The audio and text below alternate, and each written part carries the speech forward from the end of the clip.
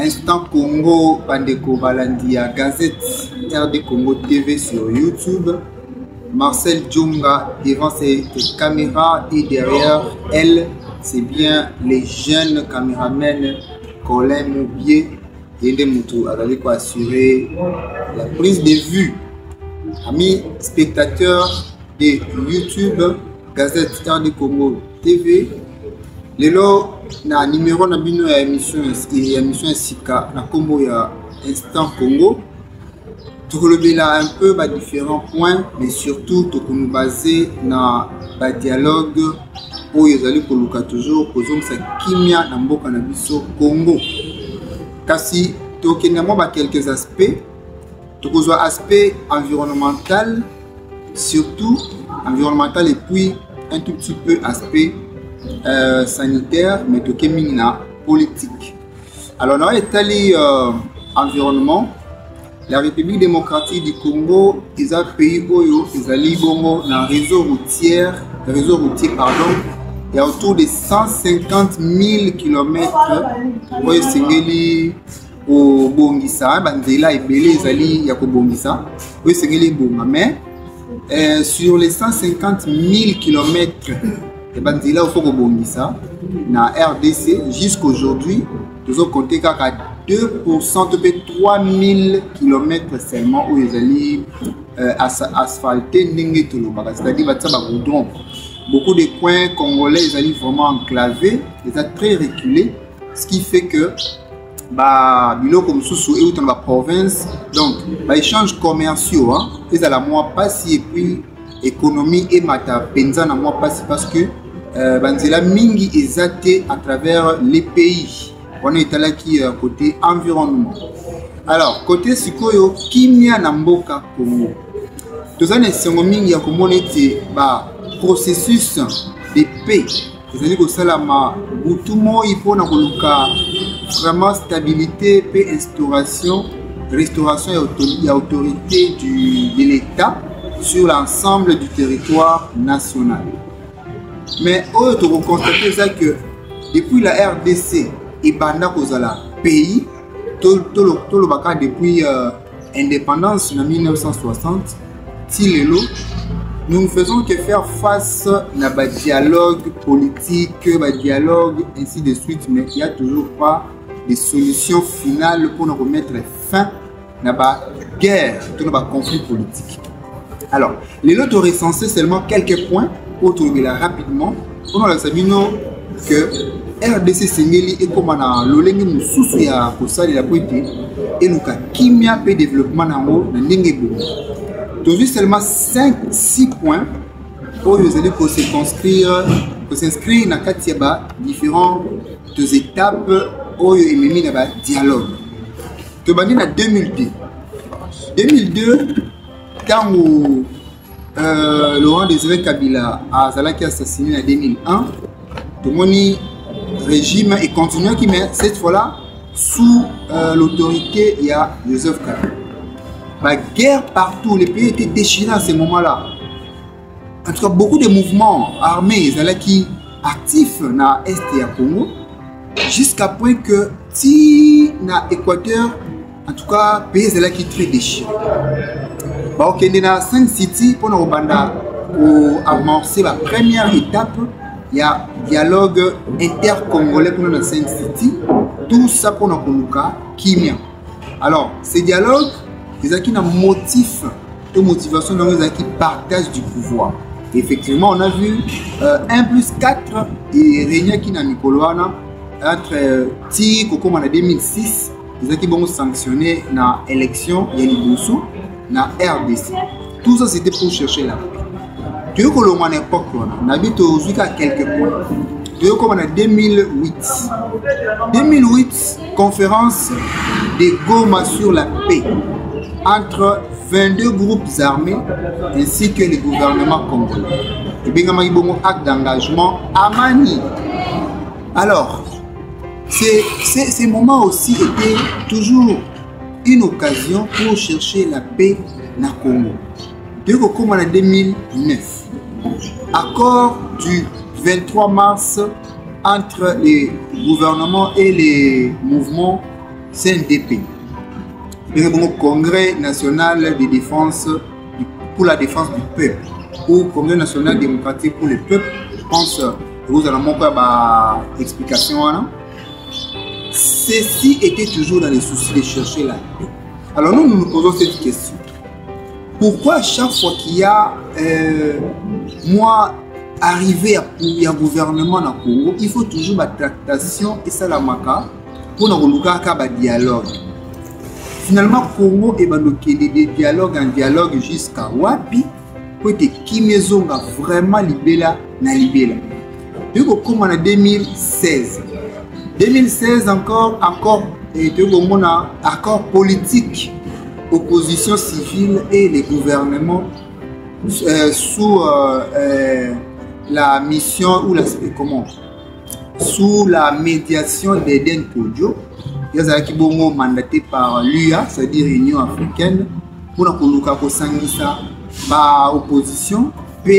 L'opposition paye le gouvernement afin de Congo élection. Parce qu'on supposait que les pouvoirs en place ne voulaient pas quitter, le président en place de l'époque ne voulait pas quitter, d'où ça a suscité ma crise politique et ça fait appel au dialogue Rwanda.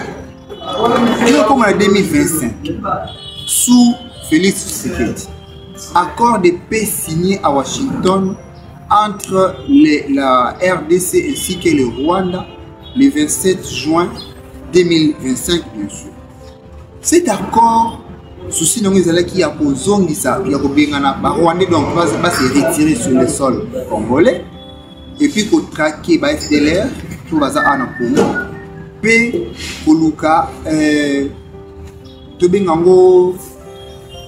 une sorte de partenariat économique entre les deux pays, donc qui est des relations bilatérales assises sur les bases vitales.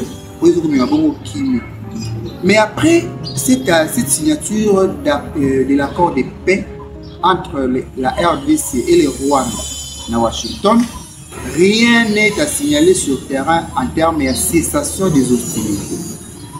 Tu vois comme toujours, quand l'année 2025, tu vois comme le 19 juillet, l'année toujours 2025, signature d'accord de paix entre les gouvernements ainsi que l'AFC, c'est-à-dire l'Alliance du fleuve Congo, ainsi que M23. Tout ça, c'est pour chercher la paix.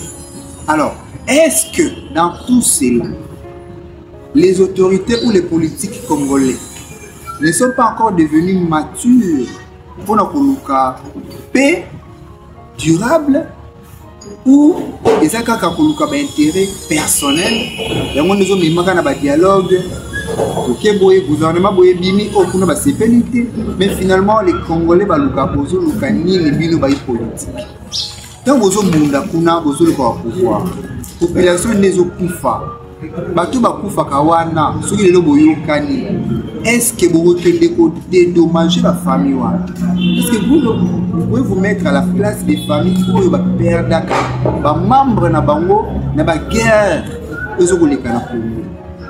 Pour nous privilégier l'intérêt personnel au détriment de l'intérêt supérieur de la nation. Nous avons émission Instant Congo, présenté par Marcel Djonga que je suis, appelez-moi journaliste non-voyant. Et je rappelle que la prise de vue est assurée par les jeunes caméramans Colin Aristote Bongo de façon pour les intimes, Aristote et Colin Moubier. Voilà.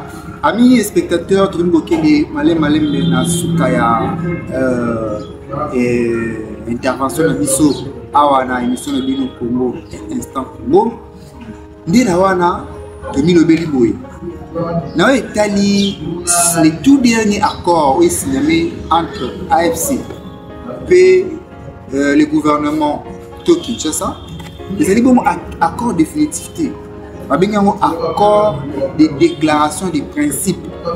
Dans la cas où le principe est belé, il faut qu'on respecte afin que il y ait un accord définitif pour le Congo. Babino comme les amis, libération des prisonniers de part et d'autre.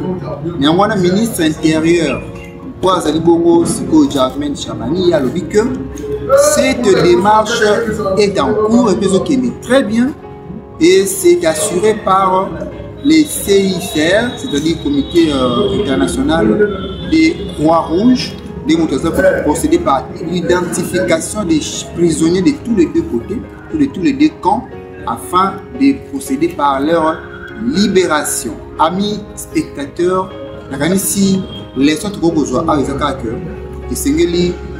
que la RDC puisse sortir de l'esclavage politique, pour jeter Yango dans l'intérêt personnel au lieu de privilégier l'intérêt supérieur de la nation, de l'union intérêt communautaire. C'est par là que, amis spectateurs, magazine Abino Instant Congo, le tout premier numéro est basé sur l'accord politique de la RDC 18 fin de Wana Tokolobete, que les politiques congolais sont forts, fort Bino politique congolais, Bobi Manaboumbouya, Libanda. Parce qu'aujourd'hui, la RDC ou les autres pays africains signent des accords ou des partenariats stratégiques avec les pays occidentaux, tout ça pour asseoir leur pouvoir et non pour chercher l'intérêt communautaire ou l'intérêt supérieur de la nation.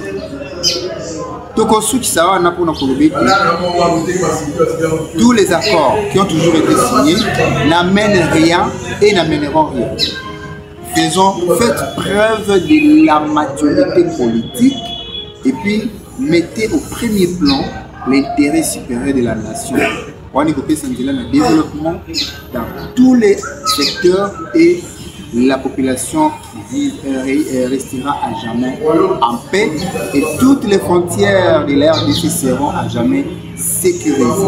Donc, la prochaine occasion, et na numéro 1 ya magazine Bino Instant Congo, Marcel Djonga Djamba, c'est bien moi. Bye bye, on se retrouve. Merci.